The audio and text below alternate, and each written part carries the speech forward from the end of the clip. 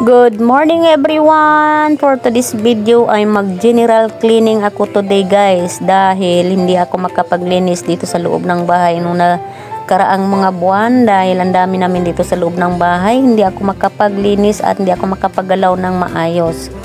Ngayon maglilinis ako dahil ako lang ang naiwan dito ay magawa ko yung gusto kong gawin dito sa loob. So, ang aming bahay pala no ay hindi pa yun natatapos guys dahil kulang sa pera, kulang sa budget. Ayan. Kung nakikita nyo yan, hindi pa yan tapos yan. Dahil wala kaming budget pa, kaya hayaan lang muna yan dyan.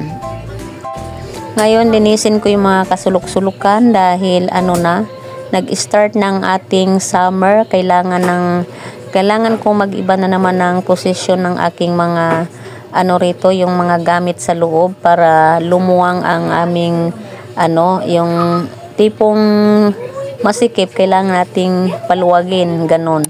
So bubuksan ko lang yung bintana dito dahil nga sobrang init na ngayon.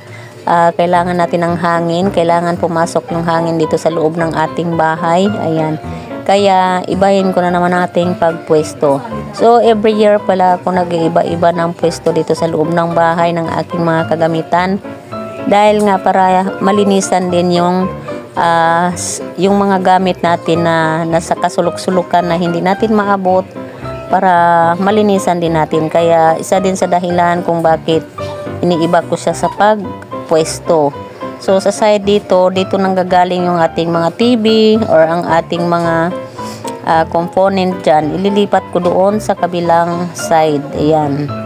Dyan muna natin pansamantalang ilalagay ang ating mga gamit. Ayan, nagkakalat pa siya dyan dahil magpupunas muna ako dito sa sahig guys dahil nga napuno ng alikabok. Dahil siyempre 1 year mong hindi mo nalilinisan dito sa mga ilalim, hindi naman tinabot kasi nakapatong, kaya kailangan nating linisan sa mga ibabaw. Ayan, yung mga component na yan, pinupunasan ko din yan sila. Kasi nga ang hirap maglinis kapag marami kayo dito sa loob ng bahay. Hindi ka makagalaw-galaw ng maayos. Kaya naghanap ako ng time or araw na lilinisin ko itong part dito. Yung ako lang na walang istorbo. Kasi kung marami nga kayo, istorbo.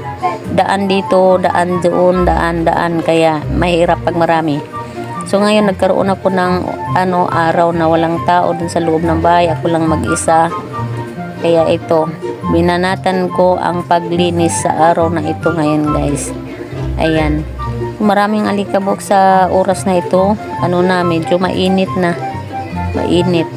So yung mga gamit nga namin dyan, mga luma na yan guys. So yan nga.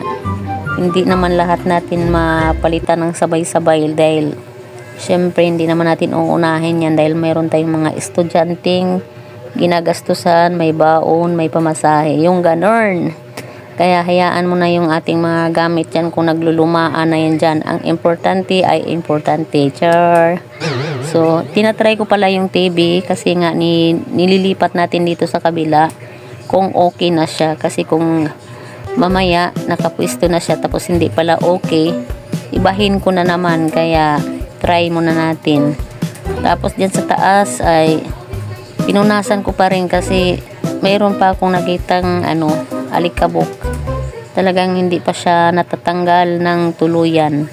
Nag-akyat baba pala ako dyan kasi yung mga ating mga picture frame dyan nag-aalikabukan na rin, kaya kailangan na rin nilang punasan.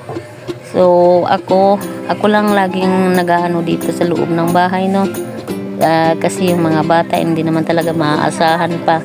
Tulad nito, umaakyat-akyat ako dyan sa mga na yan, mga bubong, bubong, hindi pala bubong, yung mga estante, yung mga ganon.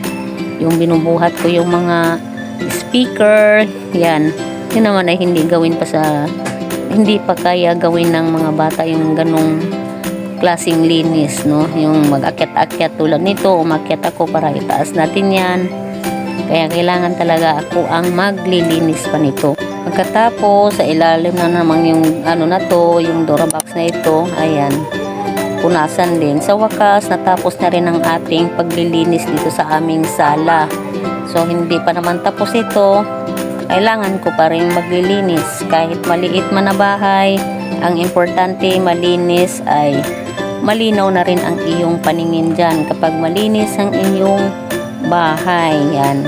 So, nagpahinga si Mudra kasi napapagod. Akit baba pa naman at binubuhat yung mga estante or mga speaker. Talagang napapagod ako dyan, guys. Kaya medyo nagugutom din ako, kaya mayroon ako ginunguya-nguya dyan. Thank you for watching, guys.